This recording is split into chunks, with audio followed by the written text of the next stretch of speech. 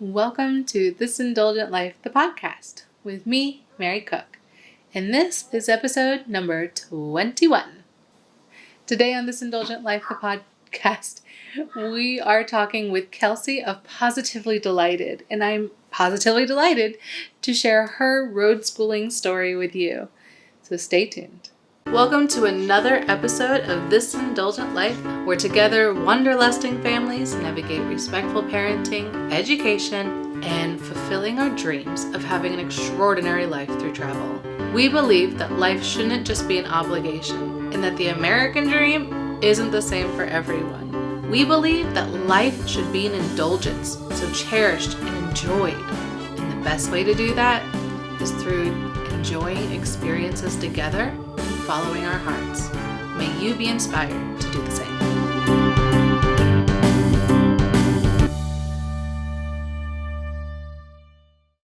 Welcome back to the podcast. I'm so excited to have you back here today. I just want to get some housekeeping out of the way before we get to meet Kelsey.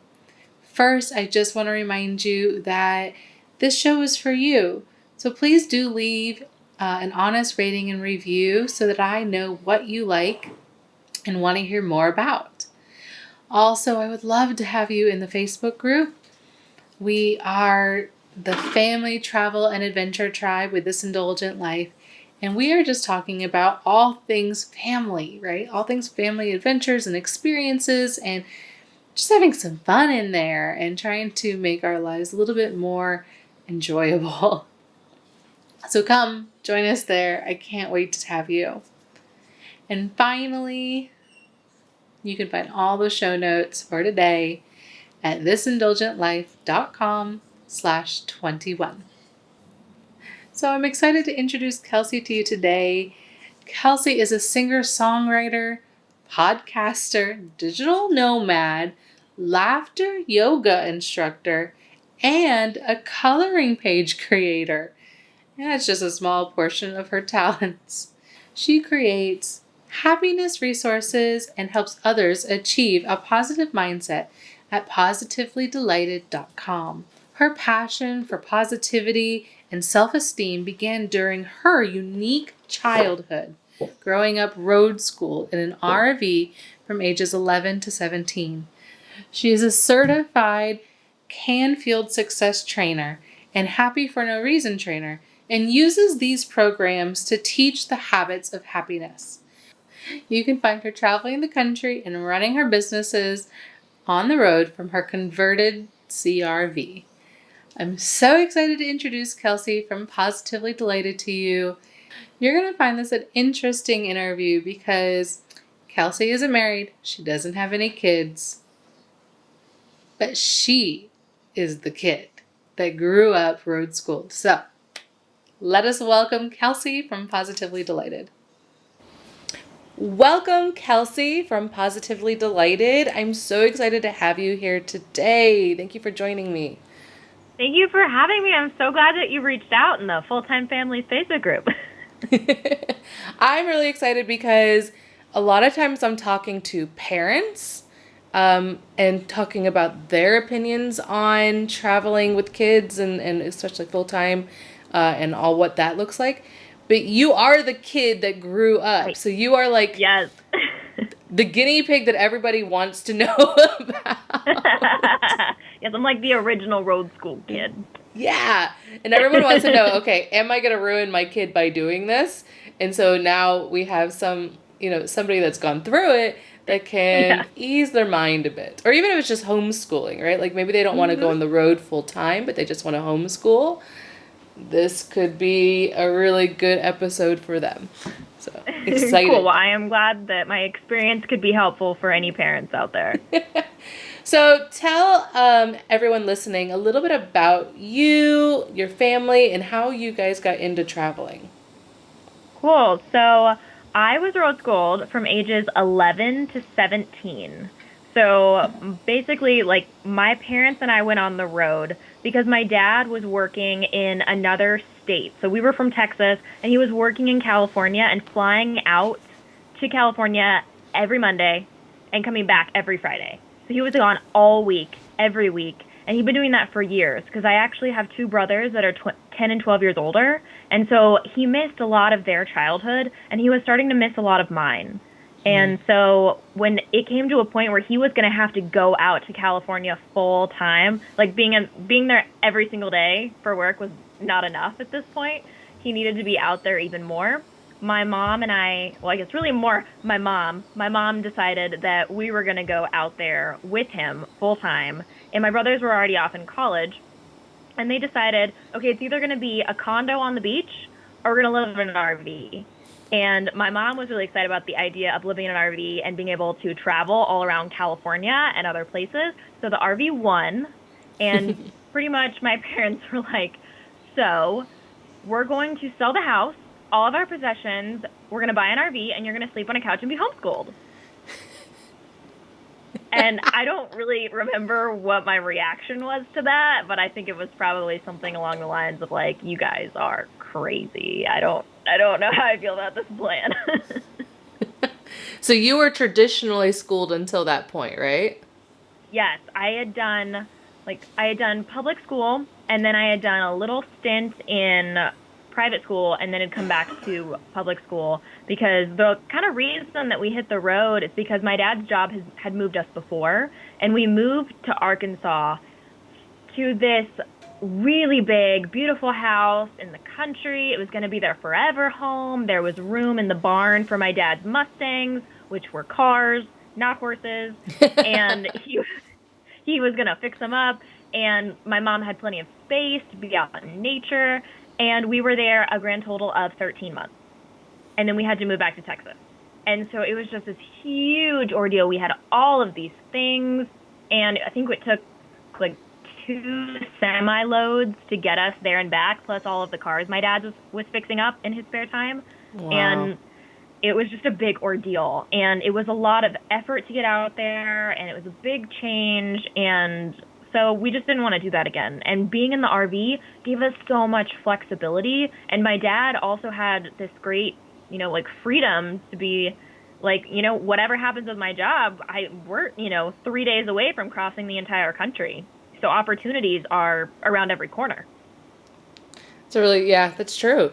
Now, what was that transition like for you as a preteen, going from the stick and brick life, this normal house, normal school life, to living in a tiny space with your mom constantly, and not having those friends that everyone's worried about, and that even just the normal school experience, normal as in quotes, school normal, experience. Yeah. So what was that like for you? Were you ever resentful? Were you sad? What was it? Yeah, so it was definitely different. I mean, we were planning to move either way. A couple times we had planned to move again. We thought we were going to move out to Minnesota, or thought we were going to move over to this place or that place. And so by this time, my friends were kind of like, we thought you were going to leave by now. So, I mean, it wasn't like in a bad way. They just were used to me being like, oh yeah, well, you're moving. You said that last week. So they were, excited that I was going to go to middle school with them. But when I told them I wasn't, they weren't like super shocked. So, I mean, I was really scared about going to middle school, as I'm sure a lot of elementary school kids were or are. And I wasn't super excited to go. It seemed really scary. And I was excited about, I was going to be like an honor student, and I was going to be in the drum corps. So there was those things I was excited about. But I was also suffering with some pretty serious like self-esteem issues around that time, because I have fake teeth. So 2 of my front teeth, I just didn't have the adult teeth.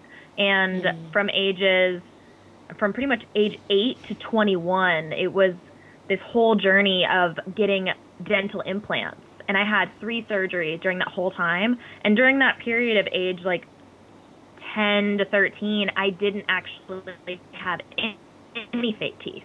So I had 2 holes in my smile. And so I was already really, really self-conscious and not really wanting to put myself into social situations anyways. So when the opportunity came up to be homeschooled, I wasn't completely upset about it. I saw it as an opportunity to shelter myself more and keep myself from having to talk to people and having to show my smile. But as far as going on the road, I mean, it was a little bit different. We actually didn't even have the RV when we first put our house up for the market. We thought that, okay, we're going to sell the house and we'll have time to find the perfect RV and then we'll hit the road. But our house sold so quickly that we ended up moving into a hotel. And I mean, we're just sitting there in this hotel like, what have we done? There's no going back now. Like, the things are sold. It's gone. We're in a hotel. We still have like a storage unit of stuff, but like the house is not coming back at this point. We can only move forward. And I mean, my parents put me in this acting camp for 2 weeks to kind of get me like distracted, which I'm like, yes, this is what I want to do. And I like don't want to talk to people. Please put me on stage. And I love to sing. I've always loved to sing. So, I mean, it was this weird mix of like, I want to be on stage, but I also don't want people to look at me. So like maybe from afar, they can't tell, you know? Yes. Anyways, we were at the hotel and my parents found the perfect fifth wheel in their eyes. I will say it was in their eyes because my perfect RV had a bunkhouse because then I'd have a room.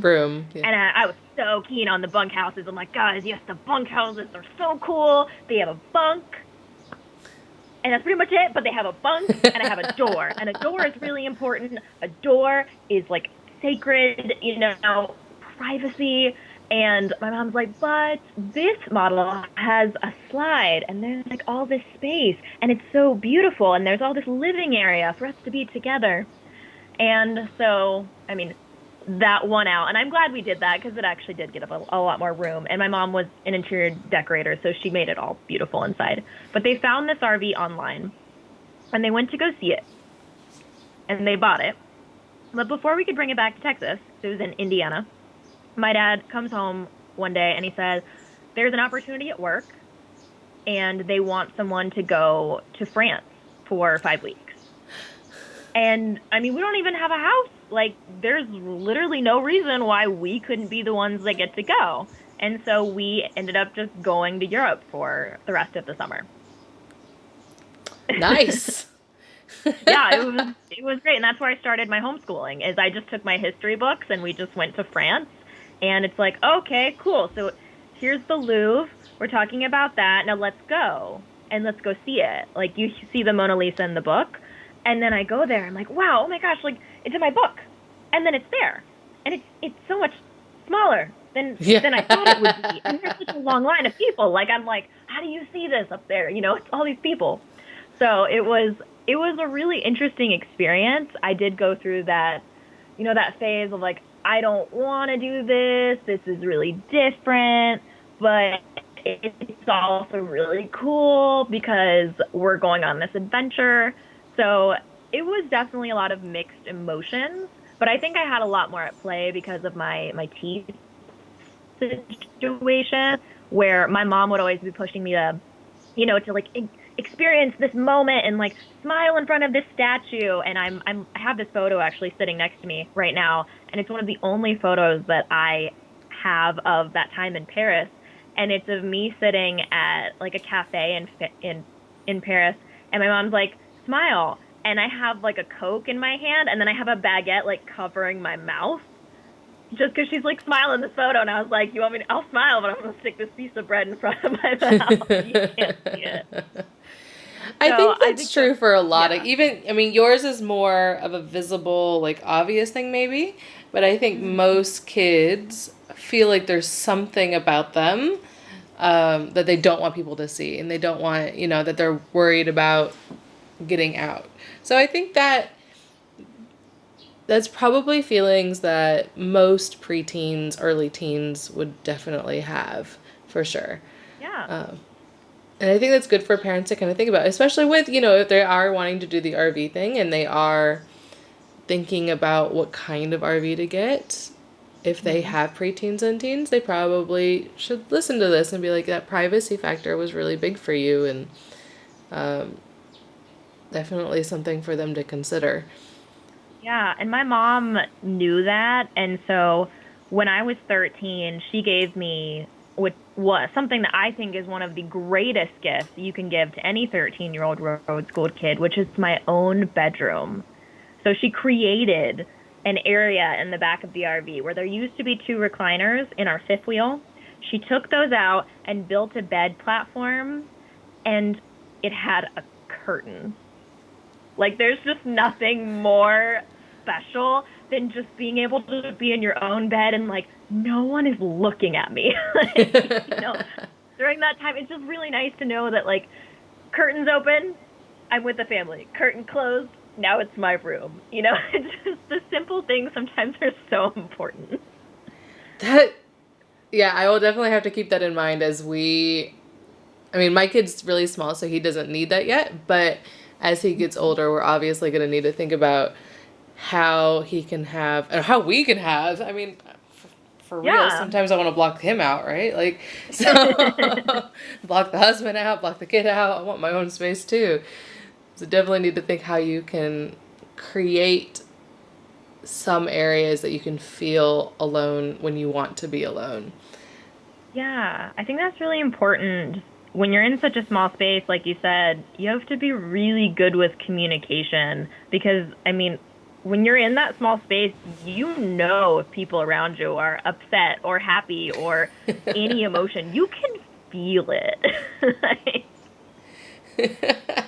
Yep. My husband and I used to live, when we first moved to Hong Kong, we lived in one bedroom of a bigger apartment. So, like, we had use of the bathroom and we had use of the kitchen, but the rest of the area was taken up by other people. So we actually lived with other people, and we both basically had everything we owned in one tiny, like, bedroom that you could fit a tiny desk and a double bed in. And you really got to get good about communicating in those situations. So. Yeah. And did you feel like I don't know how much stuff you had with you, but were you like aware of every item that was in that room? Pretty much, yeah, because you don't really have you have to find a space. And there really wasn't, we had a small, thin desk, one little wardrobe, in a corner that was like 2 feet by maybe a foot that we could stick like our suitcases in, and some, and 3 drawers. Yeah. So that was, yeah, we didn't have very much. Yeah. I think it was actually a good experience overall. Like, we had to, like, sometimes, like, sleep head to foot because we're both wide people on a tiny little bed. But, but the experience of having very little things, there's not much to clean. True. And you do have to just kind of rely on each other. So, tiny spaces aren't bad. Yeah, it's all in your perspective. All right, so tell me, what was it like the whole idea was so that you guys could travel as your dad's working. So what was it like to grow up being able to just, like, go anywhere, really? What was that freeing? Was it kind of scary? What did that look like in your day-to-day? Yeah, it was really interesting because, a lot of the families now that I'm familiar with are on the road. A lot of them are just like full-time traveling, like go, just go wherever they want, and then they have flexible remote jobs. And my dad was an executive at like a banking company, software company. My mom says that that's not right. I always get it wrong. I actually don't know what he was doing. He was working in some of it executive He was a job. spy. Yeah, who knows? I really don't know. I never actually knew. But anyways, so he was working his full-time job, and so we had the RV kind of stationed in different places, stationary wherever his job was. And then my mom and she had this van, and we would go and just van life it before I even knew what that was. So we would go take off like for months at a time, and Dad would just fly out to see us on the weekends when he could. And so, I mean, every summer it would get really hot in California. So mom and I would just like, traipse across the country with my homeschooling books in tow. And I'd just be doing grammar and stuff. And she'd be driving us to Yellowstone, or wherever. So it was fun. And I'd say that I don't know, one of the things that I do remember, and I look back on it very differently as an adult. I'm so much more appreciative and grateful for the experiences that I had as a child now for several reasons. One, because back then that was just life. After a while, I just got used to it. I'm like, oh, yeah, well, we have a flexible schedule. We might go explore a nearby town today. We might go across the country in a couple weeks. Like, that's how life is. And now as an adult, I'm like, oh my gosh, like 13-year-old Kelsey, did you know that all these things cost money? And if you want to do them as an adult, you have to pay for that. And you have to have like a flexible job. Like there's just so many more logistics now that I never thought about back then. And I'm so much more appreciative for it now. Good point. Yeah. So maybe the appreciation comes later in life when you realize everything that goes into it. We don't have to expect it of the 13-year-olds. You can wait till they're adult and then they'll appreciate. I think that, and I can see it more too. Like when I look back, some of the places we would go, my mom would just be sitting there like exasperated. Like, don't you see? We're sitting in the gardens of Versailles. Like, this is amazing. We're like, this is French history. Like, can't you? Like, this is incredible. And I'm there like, yeah, it's cool. Are we gonna go get ice cream at that stand back there? And she's like, yes, but. This is history and culture, and I'm like, that's great, Mom. That's really cool. Like I'm just here. Like I'm not unappreciative. I'm just like it doesn't hit you, the same. And I think that's one thing that I definitely get now is that whole like I feel like that now. I'm like, wow, this is so cool, because you're making the choice to be there, whereas as a kid your parents chose that you would be there. So it's a little different. So I think that when I had a choice in where we were going to go, it made it that much more exciting. And then I had that feeling too. Whereas if it was just, okay, we're exploring today, I'm just along for the ride. So I think whatever you can do to like get your kid excited about what it is that you're going to do, it will make it that much more memorable for them. And they'll get that feeling. I love that. And it's so true from toddlerhood on up. If you can give your kids some say, some ownership of what you're doing and what they're doing, you're going to find that they have that much more incentive to join in, right? Like to be a part of it. So that's great. I love hearing that from your perspective because you lived it and you knew like, hey, like I can see now when I had some choices, I was way more appreciative and way more involved than when I was just told what to do all the time. Yeah. Yeah. And my mom was always trying to create those circumstances so that I would get excited about it. But there were so many times where I'm just like, Mom, I just don't want to do it. Like, I'm like 16. I just don't want to. And she's like, but you will, like, she's just, like, trying to show me, like, you will wish you would have done this. Like, come on. Like, just trying to pull it out of me. And I'm like, okay, fine. I'll go do whatever it is you want to do. And then afterwards, I'd be like, okay, that was really cool. But I kind of don't want to admit it. But, like, that was pretty cool. Normal teenage, yes. Yeah, like, whatever, you were right. So sometimes it was good that she pushed you a little bit out of your comfort zone and had you do things. Okay, good. So for parents listening, definitely was. Keep trying. And like that's the thing. Yeah, I can attest to that. My mom, so many times I feel like I really pushed back on her as far as like I don't want to do it. And especially when it came to like when I started performing music, there would be so many times where like an open mic night opportunity would come up somewhere where we were, and she's like, oh, we should go, and then you could perform. And I'm like, oh, like I gotta get up in front of a crowd of people, and I gotta get dressed, and I gotta wear something that looks nice. I gotta brush my hair, and what if I forget my words? Like, a million excuses for why. Like, I don't know, I could trip on the stage, and like the whole thing could fall down. I don't know, all kinds of excuses you could come up with, and she would always just be like, "You're going to be happy that you went," and pretty much every time I was happy that I did it. You're like me. I think it's that introverted extrovert. Like you're. It's like, oh, like yes, I really do want to do these kinds of things, but I also just want to kind of stay in my little bubble and hide away. Yeah, absolutely. Yeah, and I got to the point though where it was really hard for me to tell, like, is this something that I should want to do but don't, or is this something I just don't want to do? And I think that's kind of a hard thing to decide, and I've even Mm-hmm. struggled with that like recently. Like last year I wanted to, meet some new people in the community where I was staying at the time, and I joined a rock climbing gym. And I was like, I'm afraid of heights. This will be great for me. And then after a couple months, I'm like, I don't like this. This isn't fun, and I'm not good at it.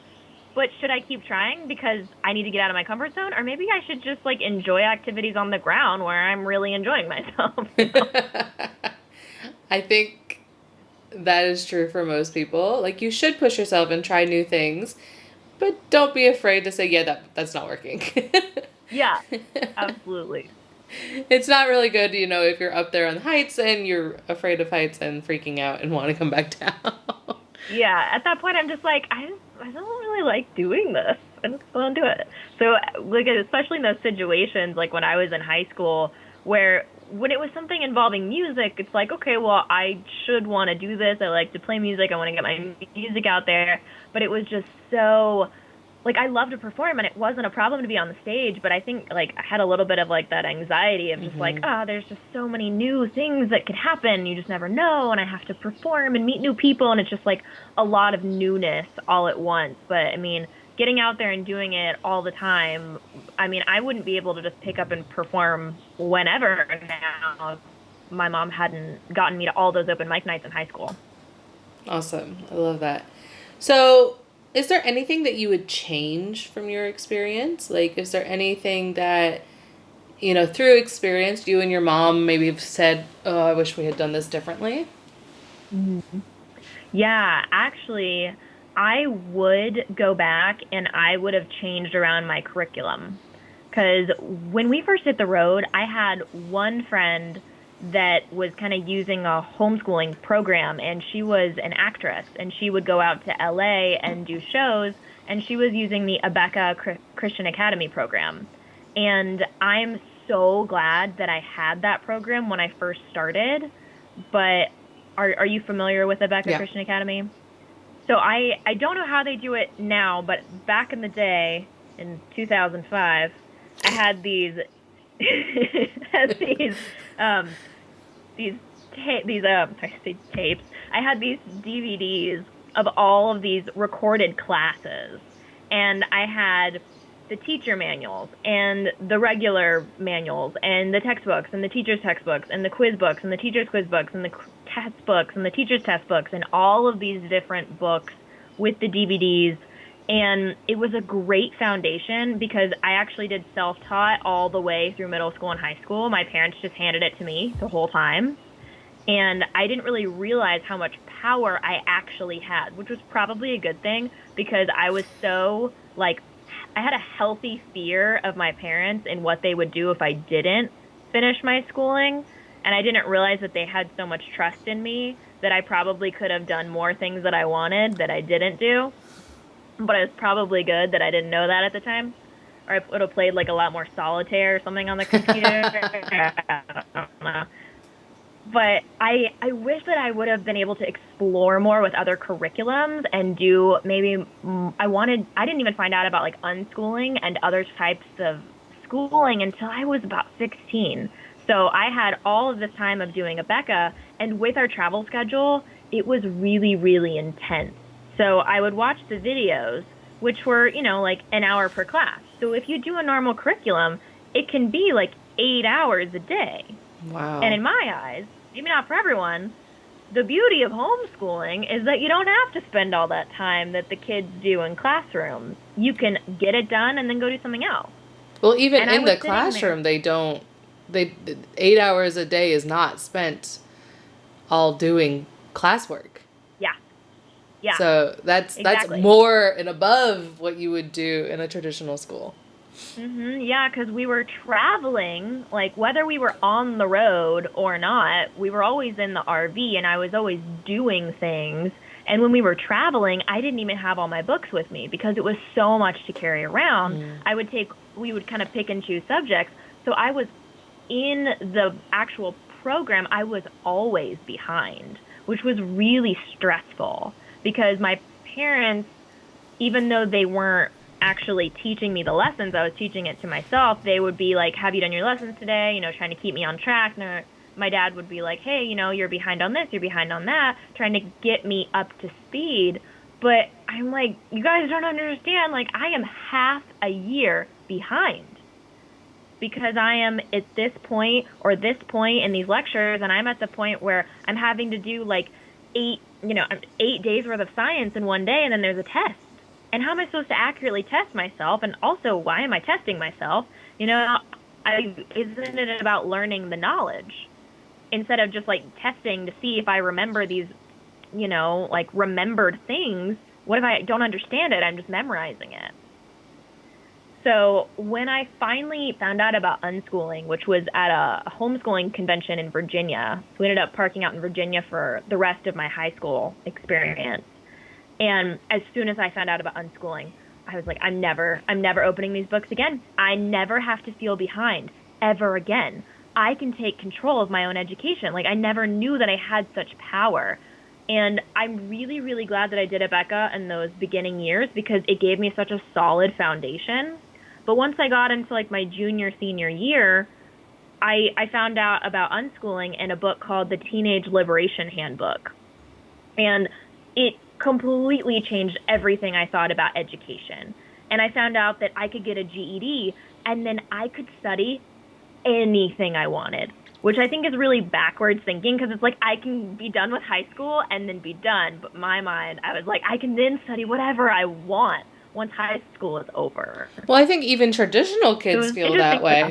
They're like, I just got to get through this high school thing and then I can get to college and study what I want. Like, you know, like, or I can get out of school and I can do what I want. And while truly it's not 100% like that, that is how adults work, right? Like, if we want to learn something, we just learn it. We don't have to wait for somebody to tell us, oh, no, you're not there yet. You're ahead or you're behind.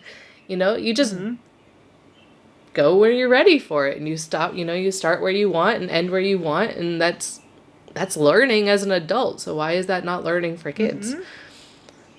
Yeah, absolutely. And when I first went to my parents with this plan, I was like, okay, I got to sell them on this because they're going to be probably a little freaked out.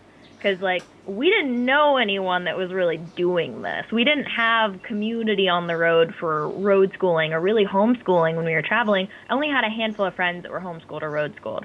And they either did, like, no schooling or, you know, like they were doing the co-ops and stuff. So it was a very different perspective. And so I was like, okay, I got to pitch it to him.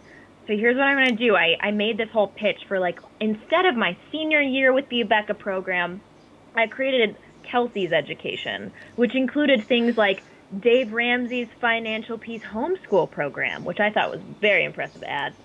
Rosetta Stone, learning Spanish. I could do all of these other subjects with books from the library, and I would save them hundreds of dollars in the process. Nice. Like, they have to go for this plan. It's so good.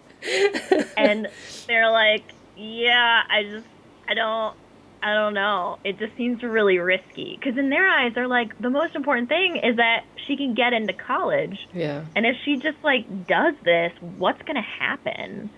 And so we came up with a plan that if I took the SAT and I got a good enough grade to get into college and I went through the process of applying for schools, then I could take the GED, and then I could study whatever I wanted.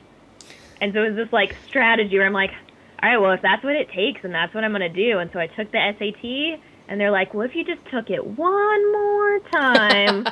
I'm like, oh my gosh. Okay, fine. So I took it one more time. And I'm like, I'm done. I'm done. I'm so over this.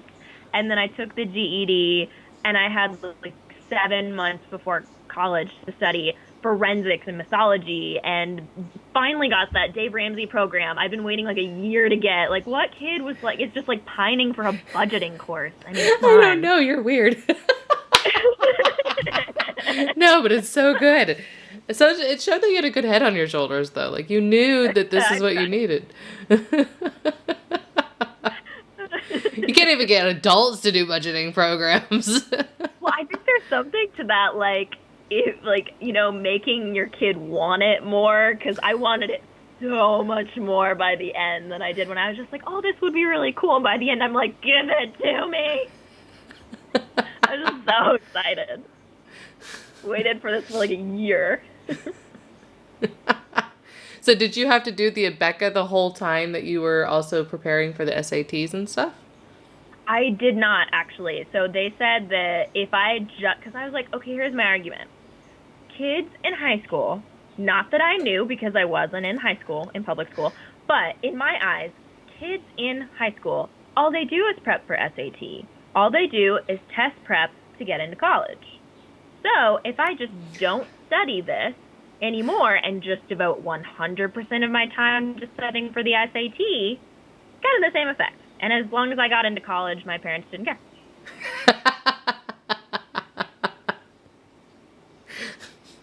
And results the same, so no worries. And yeah. And then did you go to college? Did you? I did, yeah. So we had all of that time adventuring. And when I had my unschooling time, my mom was like, well, we're going to go on more trips now. I'm like, well, I have the time. I'm not behind anymore. That sounds great. So we took advantage of a lot of traveling and a lot of amazing places that we were able to go to. And then they dropped me off at school and, like, left. And they just went back to the RV, and I'm, like, states away by myself, surrounded by thousands of kids my own age, and it was exciting and terrifying. And did you feel like you were then back in a constricted place in college, or did you feel like you were still able to choose enough of what you wanted that it was good? I think that it still gave me a lot of freedom. I think that there was just enough structure that I was able to really thrive off of it, but not too much that I felt like tied down. The main thing that was frustrating as far as structure was that I had to be committed to somewhere for like 3 months at a time. Like, that was a pretty big deal. That was a lot. I couldn't go anywhere. But a really long time. It does show that just because you live a certain way in one part of your life doesn't mean you won't be able to transition and make it work another time, right? Like, just because you would prefer to be traveling doesn't mean you don't know how to stay still when you need to. Yeah, I think that's the key, like, when you need to. Because in college, I was able to, like, buckle down and just, like, thrive on the, like, all right, well, if I'm going to be here, I'm going to start a student organization, I'm going to play shows, I'm going to be, like, a teacher's assistant, I'm going to, like, do career counseling, so I don't know what I want to do, I'm going to do all these things, so I'm paying for it, like, I'm going to get my, I'm going to get my money's worth. Awesome. And so you weren't this oddly unsocialized child when you got to college, right? Like, I don't think so. I do think that I got into some, like, kind of different social interactions that I don't know if my other friends did. I think it's just because I'd never been around so many potential friends that I didn't know how to weed out the good friends from the not so good friends. So that's more where I struggled in. And I think that's important. Truthfully, I grew up in a completely normal suburban school setting, doing all the church activities and the school activities. you still struggle with that. So I don't Okay, actually that's think you're comforting. very That's really comforting. abnormal at all. I think that's just something, especially for girls. I think we all just kind of struggle with that. Some earlier, some later. But at one point in time, we're going to come to a point where what is a true friend? And for some people, they don't discover that until they're 40. So I think that's completely normal. Well, that's really comforting to hear for me because I really struggled with that in college, thinking like, why do I have all of these toxic situations around me? Like, I don't feel like a dramatic person. Like, because, you start to notice those patterns of like, oh man, like this friendship isn't going so well. It's kind of like the last friendship that didn't go so well and the one before that. Like, how is this happening?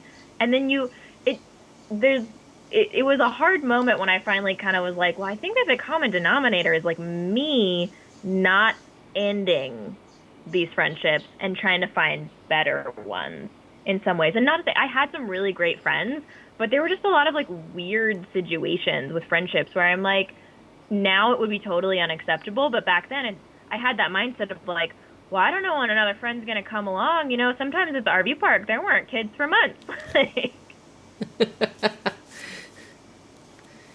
Okay.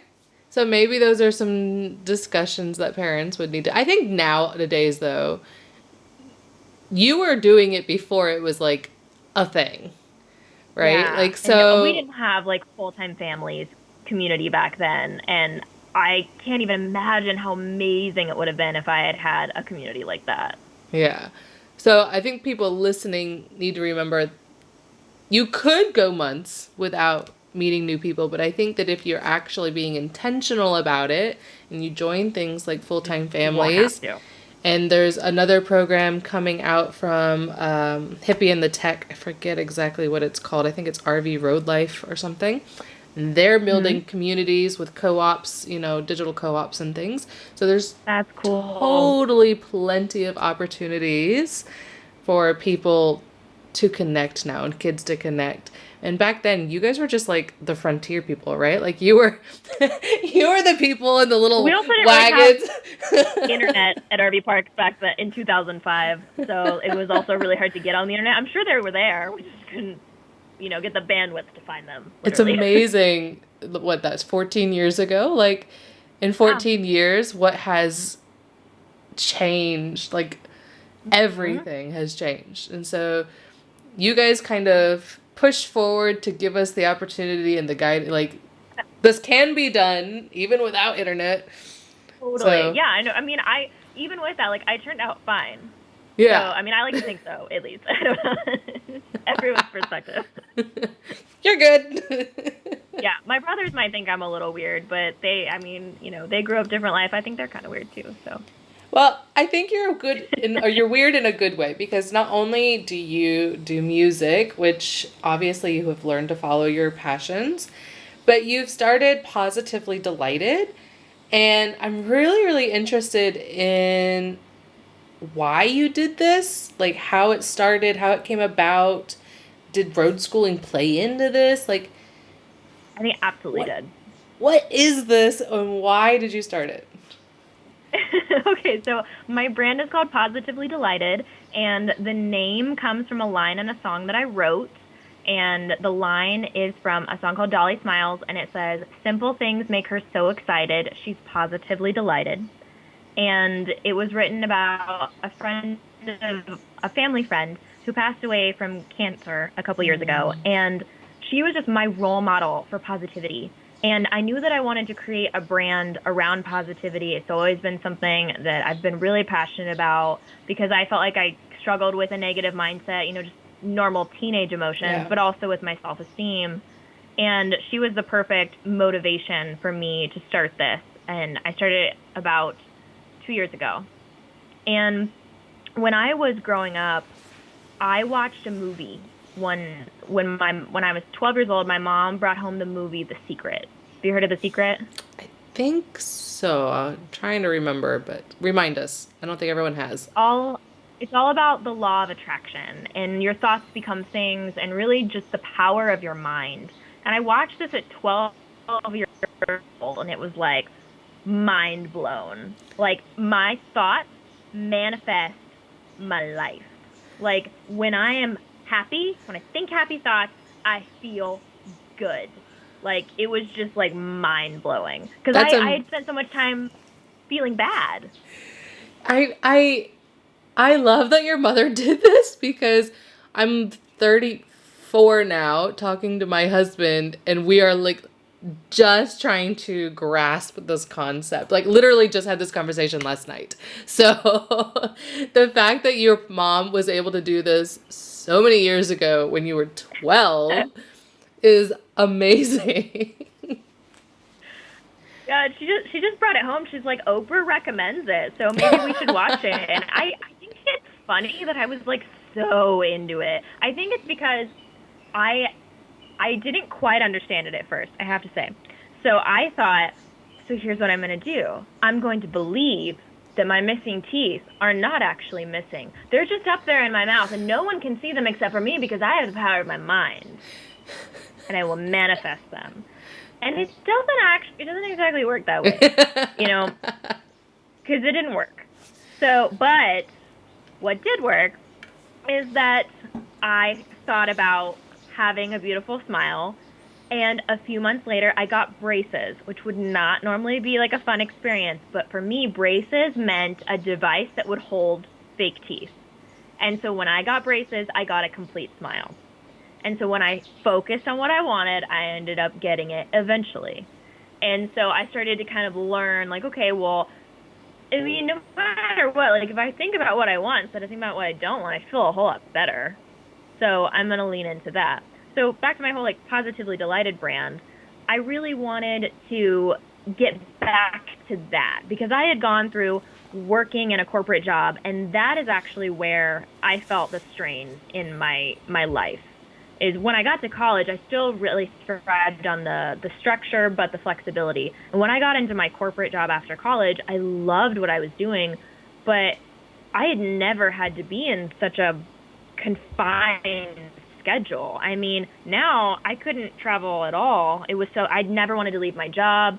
I was always wanting to check in on what I was doing. I was managing big client accounts. I was an online merchandiser, and I just felt so lost.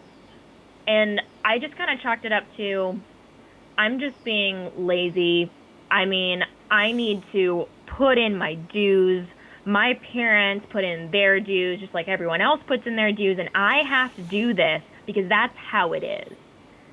And then I was just like, but I'm so miserable. Like, this isn't good for anyone around me or like my clients or anyone. If I continue to put myself in a place that isn't good for me and I'm resentful about it, it's not doing anyone any good. Someone else who actually really appreciates this opportunity could be doing this, and I could be doing something else. And so I went through that transition of trying to get back to my inner road schooled kid. And that's kind of where Positively Delighted was born, trying to get back to that positivity and out of this like dark cloud that I felt like I was living in. And I'd been studying positivity since I was 12. Like, I should be good at this by now, you know? Like, I need more positivity in my life. So I started doing freelancing, and I learned about podcast production services and running Pinterest accounts. And I've been doing that while building this Positively Delighted brand, which is all about creating a positive mindset and a life full of delight, laughter, and fun. Oh. And it's come full circle in the past few months, which I'm really, really excited about because I recently got 2 certifications. Actually, I have three certifications. So one is in laughter yoga. So I'm really like leaning into that whole like expert in laughing. Laughter yoga. Okay. We are going to have to talk about that one later, but keep Laughter going. yoga. Yeah. Laughter yoga, whole other thing. And then my other 2 certifications are coaching certifications. And one of them is Jack Canfield's Train the Trainer program, who is the co-author of Chicken Soup for the Soul. And the other program is called Happy for No Reason Certified Training Program by Marcy Shimoff, who is the co-author of the Chicken Soup for the Women's Soul series. And both of these coaches are teachers from the movie The Secret. And so all these years later, I have actually become certified in their curriculums. And sitting next to me, like on this bulletin board, I have an email that I wrote to Marcy Shymoff when I was 15, telling her that I wanted to be a motivational speaker someday and inspire people like she did. And I wanted to inspire people with my music to have a more positive mindset. And I didn't even remember that I said that. And it's just so crazy. That was when I was 15. So that was 10 years ago. And she actually responded back to me and told me, like, may you write songs that inspire millions of people. I can't wait to hear. Aww. And 10 years later, I have been trained by her in this program. That was my favorite book and, like, my happiness textbook when I was growing up. So it's just crazy how it can all come full circle. Wow. And the fact that, like, I love this because I think everyone listening probably at least at one point has felt like you have when you were in your corporate job and feels like, well, it's just something I have to do. Like, society has just told us, well, you just got to do it. I mean, my mother likes to say it all the time. She's like, well, you have to have a job. You have to, you just got to, it doesn't matter if you're miserable, you just have to have a job. Yeah. And in some, yes, you do need to pay for your things, but that doesn't mean that that's the end all be all. It doesn't mean that that's it. It doesn't mean that that's your whole entire life, that that's all you have to, like, you can change. Like, you can formulate a life that you want. And if that means being on the road full time, then you can create a life that lets you be. And that's one of the beauties of today's day and age, is that you have these opportunities that our parents didn't have. And so they can't fully understand because they didn't have these opportunities. Not really. Yeah. So. Yeah. And I think it goes back to what you were saying earlier about, like, knowing when you need to do something and you need to, like, sit down and kind of hustle on something, or, like, stay focused and stay stationary, and then the times that you don't. Exactly. I love it. And I love that you're trying. Your tagline, can you say that tagline one more time? You're positively delighted. About positively delighted? Yeah. Yes. So it is all about creating a positive mindset and a life full of delight, laughter, and fun. Oh, I love that. That's kind of where I'm trying to go. Like, I'm coaching as well, and it's for families who are stuck in a rut and they need more bonding. They need to feel that deeper connection. And it's through experiences that do just that. I love your tagline. I love your purpose. No, so now we are getting a little long on time here, but I really, really would love if you could give us maybe 2 or 3 tips for a positive mindset to help raise happy, confident kids. Because I know you gave this talk for full-time families. You were a keynote speaker there. So could you maybe take a couple of those and help parents out with a couple tips? Absolutely. And this is something I have a really big passion for, because I know that my mom and I went through a lot of these kind of struggles of, trying to raise my confidence. And so I want to try to pass that along. And one of the biggest things that I can try to share is that positivity is a power, and you can harness that. And the power is in your words. And it's all about the way that you communicate positive versus negative things and how you say it. So being able to speak in a positive way is really, really important. And one of the exercises that we did at Full-Time Families is I did a workshop called Confident Girls, Confident Women, and I had a mother-daughter pair come up and do what's called muscle testing. And so I actually did this where they were holding hands. And so I had the mom speak to the daughter and I tested the daughter's strength. And you can test the physical strength of anyone and see how words will immediately impact their physical strength. So I had the mom say things to the daughter, like, I had her say, road schooling is bad for my child.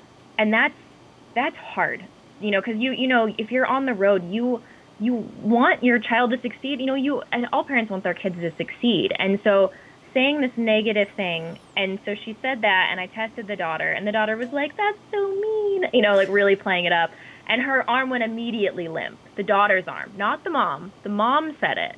And she didn't want to, but she said it, and she was just like, she felt it, and the daughter's arm went limp just by being near that negativity. And then I had the mom say, road schooling is good for my child. And the daughter was like, thanks, Mom. And like her arm was like super strong the whole time. Like I pressed down on it, and she was firm, super strong. And that's the power of positivity. And so there's going to be doubts. My parents had doubts about, am I going to turn out normal? Am I going to end up like everyone else? Because that was kind of the idea. Like, well, we're going to do this fun adventure, but we need to end up where everyone else is. Because we didn't know that I could do something different back then. We didn't know that. So I think that's the big thing, is that you might have fears for your children because coming out of a place of love, you want them to be successful, but they can feel whatever you're feeling too. So whenever there is that doubt, to be able to recognize it and replace it with what you want. You want your child to be happy and enjoy this experience and enjoy that close relationship that you were talking about, and focusing on that and the things that you want. And your child will feel that too. Because I felt that from my parents when they were proud of me, when they were excited about what I was doing. I felt that. And that's one of the biggest things that I can hope to pass on, is the power of positivity and positive words. So would you say that sometimes it's a fake it till you make it situation? I mean, obviously we all go through our own mental blocks and fears and things. So how can we still stay positive for our kids when we ourselves are freaking out? Yeah, and I think that part of that, because part of confidence is feeling capable. So if you're not feeling confident on something, empower yourself, like do research, talk to someone who's been there before, or if there hasn't been someone there before, like find a way to feel confident in your decisions. And I mean, I think there is a part of it, of that fake it till you make it, but I think like you don't want to just like slap a happiness band-aid over it, because that's the thing. Like on my site, I say that having a positive mindset does not mean that everything's going to be rainbows and sunshine every day. Like we do not shy away from negative thoughts, because negative thoughts are trying to tell us that something's wrong. We don't need to sit in them, but it's like a friend. So when you get a negative thought, sometimes like if I'm, like feeling incapable about something, I'm like, thank you for that thought. It doesn't feel very good, but it's telling me that this is important, because if I didn't have this thought, I wouldn't care. So I'm going to thank you for this thought, and I'm going to replace it with a positive one. And it's not going to happen overnight, like what habit do you create that you just instantly get? So it's about habitually making that decision to think another thought. But also I think that gratitude plays a big part of it, of saying like, thank you, fear, thank you, rejection, and sadness and anxiety and all of these things that may not feel good, but they're also telling you that something is important and something that you're passionate about, even if it's in a negative way, and you can work with that to spin it into a positive way. Because no matter if it's negative or if it's positive, it has a power, and you can harness it and point it in the direction that you want to go instead of the direction you don't. Wow, okay. I love the way that you put that, because I mean, I've been listening to things like this for a little while, and it's mind-bending to switch our thought process, right? And so yeah, it's exhausting. But I like the way that you said it's not, because usually people are just like, well, you just accept it. Just accept it. And I'm like, okay, well, how do you do that without like actually living in it? Like that doesn't make any sense to me. But I like how you said that it's just thank it for being there, and then look at it as what it's there for, and to show you that there's something important. It's important to you. It's making you aware of that, and then you can replace it with something more positive. So that makes a lot more sense to me than what I've been hearing. And it's, again, something that my husband and I were discussing last night, and I'm going to make him listen to that section. Cool. Yeah, you guys should try the muscle testing. It's really insightful. We really should. All right, so give me Yeah. one more tip. One more tip for happy and confident kids. Okay. I can just go on for days. There's so much stuff. So I'd say another thing that is just so amazing is just like we were talking about earlier, if you can lean into what your child is interested in and get them excited about something, because that whole like confidence and feeling capable, if they are interested in something and they learn more and more and more about it, that confidence is going to grow. And when you're confident in something, that's going to spill over into other areas of your life. So no matter what your child is confident in and excited about, like lean into that and ask them questions about it. And if you can get them talking about it, their face is just going to light up. Even if they don't really talk much or they're not very outgoing, it's just going to be so exciting to see them passionate about something. And that's just going to spill over into everything. Oh, love that. Yes. So much yes. Like as an educator myself, I often tell parents, they're like, because I'm an art teacher, and they're like, they always want to draw insert name of character here, right? And I'm Yeah. like, yeah, I understand. And I do push them out of that because we want to try talking about copyright and whatnot. We say that there's a time and a place. And but when they feel confident in that, Mhm. when there's something that they feel confident and secure in and feel like they have ownership in and they enjoy, then they're going to be more willing to try new things. So, for Yeah. example, if your kid is constantly drawing XYZ character and you want them to step out of their comfort zone, maybe don't push them to try drawing something completely different. Maybe just try getting them to Mhm. try a different material. Like, Ooh. do that with, instead of drawing it, maybe you're going to needle felt it, or maybe you're going to sculpt it, or whatever, right? So you're taking their comfort and they still have that little lovey with them into trying something new, Mhm. right? So I love that's that. perfect. I think that's the beauty of homeschooling is that you have the opportunity to do that. And in public school, again, I don't have any experience in high school. I did not go to middle school or high school, but teachers have a hard job of trying to, serve all of the kids in the classroom. And with homeschooling, you can give your child that individual attention. And I mean, it's an opportunity and you can take advantage of so many more experiences and let them pursue their interests. Yeah, exactly. It's like field trips. You don't get very many field trips in public schools anymore because there's just no budget or time. And Yeah, you get so many field trips if you're homeschooled. so many. And that was one of my favorite things about being homeschooled. And if we were to go back and if I were to do a different curriculum, I would have just been like, okay, history, like we were in Virginia for a good part of my homeschooling.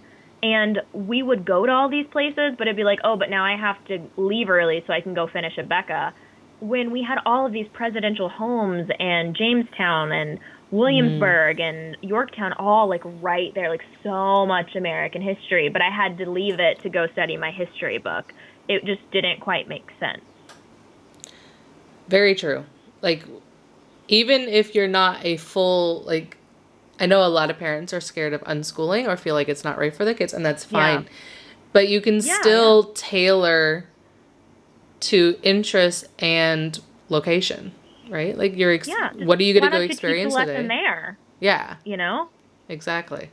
There's always a way that you can make it more exciting, but I think that the most important part of that was that with my schooling, I always felt behind. So I was always kind of shaming myself when we went on these experiences. And I don't know if I could understand that enough to tell my mom that. Because she was like, well, we need to go to this. But I'm like, I'm so behind. I can't. But I didn't realize that I could because I had the power. We had the power. I just didn't know. Knowledge of power. Knowledge is power. Awesome. All right, so I have a few questions uh, that I kind of ask everybody, and I've changed it a little bit just for you. Okay. But, so first, what's on the agenda next? What's coming down the road for you in Positively Delighted? Okay. Well, so many things. So I recently started making coloring pages, and it's like a dream come true. I didn't know that I could coloring pages. It's just like the best thing. I could do it all day. And they're affirmation-based coloring pages. So they're on my Etsy shop. I actually just hit a milestone today. I launched my shop in January, and as of today, on May 24th, I just hit $1,000 in sales of coloring Nice. pages. On coloring Coloring pages. pages. I'm like, girls across the country are using my unicorn affirmation coloring pages at their birthday parties, and it's just like, I could just cry. So happy. So always working on building that up. And my next biggest thing that I'm working on is that I am writing a book about growing up on the road, and it's going to be launching on Amazon on June 18th. Awesome. And we will put a link to all of this below in the show notes. So be sure to check out the show notes. So I will put a link to the coloring pages and a link to your website so that they can sign up to get notified of the book. And when it goes live, we'll put a link to the book as well. So excited for you there. I mean, I think that's going to be amazing for so many parents to, I mean, they have this, they should listen to this, but to be able to really get a more in-depth look at what it looks like to road school and see the transition that happened. I love that. And anything else? Maybe your music? Anything in your music coming? Yes, I do have a new album that just came out. It's called Music and Lyrics, and it is basically a musical diary of the last 8 years. It leaves off right as I am about to go off to college with my song Travel Junkie, and it ends last year with my song Cross the World. So it's like that whole journey that I talked about where I I was a travel junkie, and then I lost myself, and then I found myself again, like through music. Awesome. And where will this be available? This is available everywhere where music is sold or streamed. It's on iTunes and Amazon and Spotify and all over the place. You just look for Kelsey Henry and Music and Lyrics. Awesome. All right. So what do you hope that you will learn by continuing to travel? Oh my goodness. I hope to experience more, to understand more about the world around me, and just make the most of every minute, because there's just so much out there in the world to explore and to see, and I want to see it. You're like me. Just all of it. I want to do all the things. Want it all. Just all the things. Can. Why not? Exactly. All right. So what did getting to travel with your family mean to you? It meant everything. I mean, if we had not gone on the road, I would have lost all those years of getting to spend time with my dad, just the way that his job was at the time. And my mom and I got time, which is something that my brothers didn't get that time with him. I've had more time with him in the past few years than they did their entire 10, 12 years before I was born.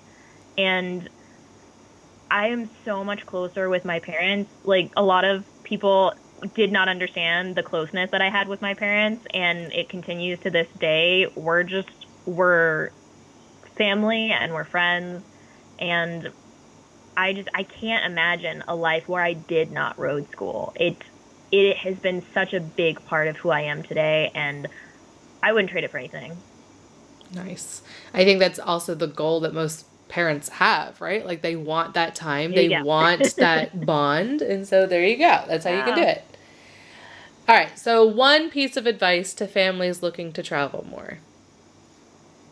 Okay, so I would say do whatever you can to just get out there. If you want to travel, find a way to make it happen. And just like with positive thinking, it's a series of small decisions.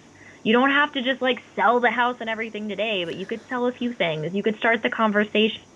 You could have a conversation with your kids. You could book another trip, just test the waters, branch out your comfort zone and just get started. It doesn't have to be this big thing. Just take one step. Yeah, true. It's about making the decision to not sit in front of the TV, or do all of the lawn work this weekend versus finding something to go explore, even for just a few hours. So just taking those little steps. Awesome. All right. Finally, where can people connect or find out more about you? You can find out all the things Positively Delighted on positivelydelighted.com. You're going to find the coloring pages. You're going to find the music. You're going to find anything that's up to date on laughter yoga. You're going to find all the things on that website. Awesome. And do you have any, are you on Instagram or Facebook or? Yes. Yeah, all the things are on the website. I have okay, Instagram, good. Pinterest. I got some good stuff on Pinterest. I got like a cute animals board. If you're ever feeling bad, go check out the cute animals board. I got unicorns and glitter. I got everything pink. Like I'm as a Pinterest manager, I've curated. So if we're having a bad day, we just need to go to your board so that we can perk up a little. Yes. And I have a post that's specifically like how to get out of a really bad mood and avoid temper tantrums. And there's some fun ideas on there. I think I need that one. I will definitely go check that one out. It's a good post.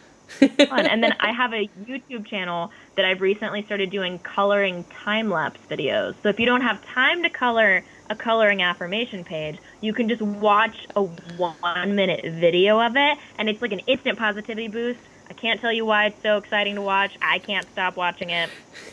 I don't even know. The repetitive motion, maybe. It's just like, I don't know, you just want to see how it ends. And I know how it ends.